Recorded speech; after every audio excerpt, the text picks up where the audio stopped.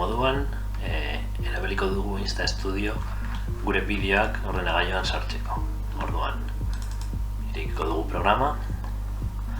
Nire kasuan, kamarako txartela entxufatu dut nire ordenagailuan, baina posibilitatea daukazue Bluetooth bidez, adibidez, irudiak sartzeko. Vale, eta .insv-ten bideoren bat hartuko dugu, adibidez hau. Hemen programa honetan, Insta Studioan aukeratu dezakegu gure 360 bideoko nora enkuadrea, bai, mugitu dezakegu denbora aurrera eta atzera, vale? Eta baina ezer gutxi gehiago, beraz, bakarrik erabiliko dugu hautatzeko zenbat denbora nahi dugun gure bideon hontan.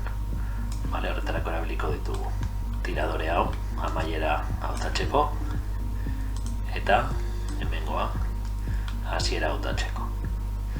Eta bakarrik zati hori esportatuko dugu. Hemendik gure bideo esportatzeko erabiliko dugu botoi hau. Agertzen den pestainan esan behar diogu 360 graduko bideo nahi dugula, esango diogu non gorde. Oso garrantzitsua, tamaina hau jarraitza hau da estandar bat eta ez aldatu. Oso garrantzitsua da aukeratzea ProRes bestela DaVincin ez dugu ondo ikusiko gure bideoa, eta eman behar diogu Start Sport botoiari. Hasiko da pentsatzen, soinutxo bat egingo du. Hori entzuterakoan, Insta Studioan amaitu dugu, eta hemendik aurrera DaVinci Resolven egingo dugu lan guztia.